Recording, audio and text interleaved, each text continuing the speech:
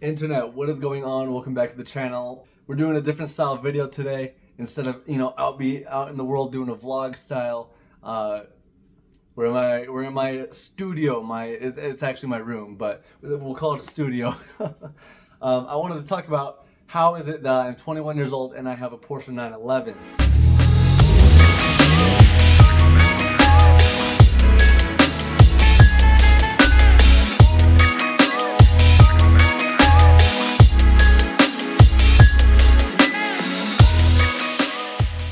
Long story short is that they are very affordable, and I purchased the car myself working a normal job. I don't make an insane amount of money or anything like that. So we'll get into that in this video. So a couple months back, I was looking for a project car. At the time, I was driving a 2014 Mazda 3 hatchback. It was still a manual car and it was fun to drive, but it wasn't like an enthusiast car. It wasn't what I wanted. So I was looking for kind of a project car to tinker with. I was looking at Porsche 944s. I was looking at even Mazda Miatas. I was looking at all sorts of little cars, even Porsche Boxsters, because those are all affordable. They're all around $10,000 and below. I was gonna keep my Mazda 3 as my daily driver and then have a Boxster or a Miata or whatever to work on the side. As I kept looking for cars, the right ones weren't coming up. Some of the Boxsters were a little far away, and I don't know, I just didn't feel right about it. So I was looking for months and months and months looking for a project car, and I saw this 911 that was listed in Boise, Idaho, which is like 4 hours away from me, and it was listed for $17,900.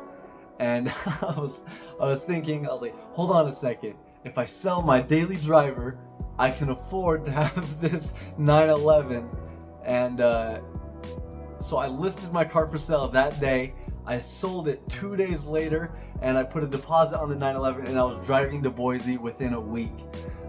There's a whole video of me doing that if you want to check out the video of me going to pick up my Porsche. But that is how I ended up with my 911.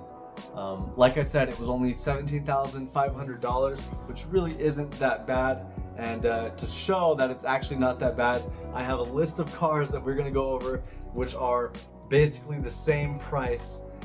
Okay, so before we get into the list of cars, I want to tell you guys a little bit about the car that I drive and its specs. So it is, like I said, it's a 1999 Carrera 4, so that means it's all-wheel drive, and it has just under 300 horsepower, which pushes the car at 0 to 60 in like 5.5 seconds, so like 5.5. I've seen some lower results, but I'll just go with what the internet says at 5.5 seconds. So when I was looking for a new car, I had specific criteria. I needed a car that was manual, and I needed a car that was either rear-wheel drive or all-wheel drive, preferably all-wheel drive, because I live in Utah, and winters like this winter that we're experiencing right now is actually fairly heavy. We've gotten solid snowfall over the last couple of months, and so all-wheel drive is definitely preferred over just rear-wheel drive. Rear-wheel drive would be a lot of fun, but it would also be a little bit sketchy with the ice. So that is pretty much the criteria for buying a new car, and all of the cars in this list fit into that box of being manual and fun to drive. So let's get into it. First up, we have this red 1998 BMW M3. These M3s are really, really sick. They put out like 240 horsepower, and the rear-wheel drive with a 5-speed manual transmission. M3s are dope. Next up, we have a 2018 Ford Focus ST, and every Ford Focus ST on the planet is in this price range. They have 252 horsepower, and they go 0 to 60, and I'll put it up on the screen. This is the 0 to 60 for the Ford Focus ST. But these are front wheel drive, so if you want to go drifting, you're only going to be pulling up your parking brake and going sliding. You're not going to be doing any drifting in a Ford Focus ST. Now we got the BRZ, Toyota, Subaru, Scion, whatever you want to call them. They're all BRZs. 200 horsepower, 0 to 60 in 5.6 seconds, rear wheel drive. Surprisingly, these are way faster than I thought they were. I thought they were like Miata speed, but they are actually quite a bit faster. I'd actually like to test drive one of these because they don't look too bad either. The BRZs are actually pretty cool cars. Next on the list, a 2002 Honda S2000, 240 horsepower, 6-speed, manual transmission, rear wheel drive, 0 to 60 in 5.8 seconds. Honestly, I'd love to own an S2000. My buddy Anthony, he owns an S2000. He let me sit in it the other day. We went to the car wash and cleaned our cars.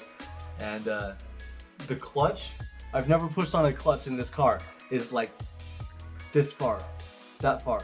It's like you just barely tap the clutch and you're depressing it all the way.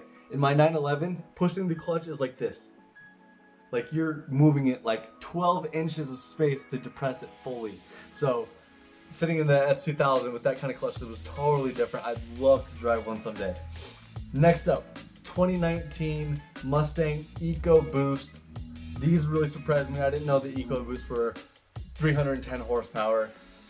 0 to 60, I saw a bunch of different results on the internet, but I saw 5.8 for 0 to 60 a couple times, so that's what I wrote down here.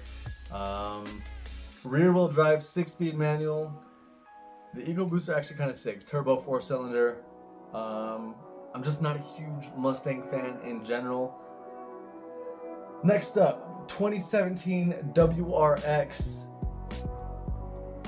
WRXs, I mean, Subaru's a Subaru, they're really cool. All-wheel drive, obviously it's a Subaru.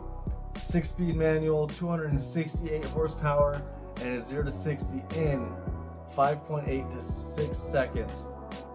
No, that was wrong. I'm so sorry. All the Subaru fans are gonna kill me now. No.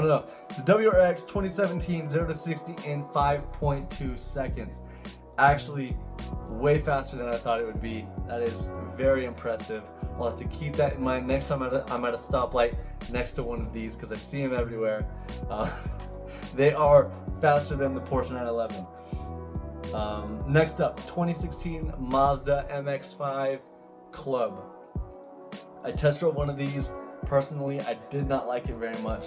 They got 155 horsepower, rear wheel drive, 6-speed manual, and 0 to 60 in 6 seconds, or some people said 5.8 on the internet.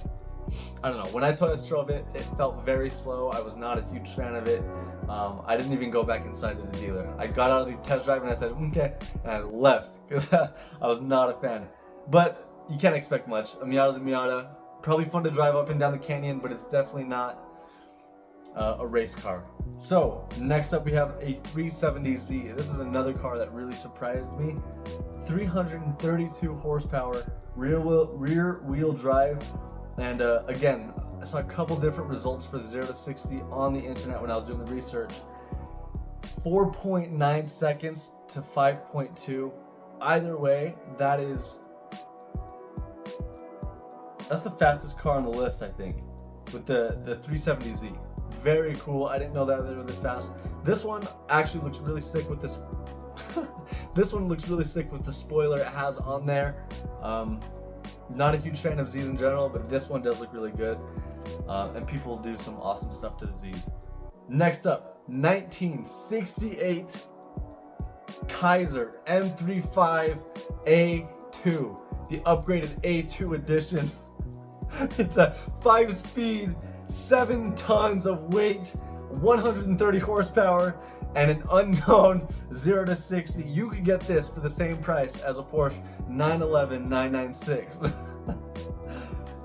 Lastly on the list, we have a 2002 Corvette, the 1LT, 350 horsepower, rear wheel drive. I was mistaken. The 370Z wasn't the fastest on the list. The Corvette has it beat by 0.4 seconds, coming in with a 0 to 60 at 4.5 seconds with a top speed matching the Porsche with 175 miles an hour. Those are so the Corvette is the only car that matches the 911 in top speed. This Corvette actually looks really sick. I'm a really big fan of this generation Corvette, and yeah, this thing is actually really, really fast. I'd love to test drive a Corvette sometime, especially a manual Corvette. And you cannot find manual Corvettes anywhere unless you're getting like a Z06. But those are definitely not in the price range. And just so everybody's clear, when I was looking for these cars, I set the price range from $16,000 and no higher than $21,000 because I got my car for $17,000, but I found mine really cheap. I got a really good deal on my car, I believe. You guys hear that? There's a car outside. What was I saying? Oh yeah, other 911s you can find for like $20,000 to $22,000. It depends on the mileage, obviously, and some other factors. But yeah, those are all cars that I could have gotten, but I went with the Porsche because I really like Porsche, and I don't know, I feel like when you see a 911, it spins a lot more heads than like a Ford Focus ST, yet they're the same price. Any Ford Focus ST, I would absolutely demolish at any stoplight. Haters don't come for me. That's the facts. Thank you guys for watching, and I will see you on the next video.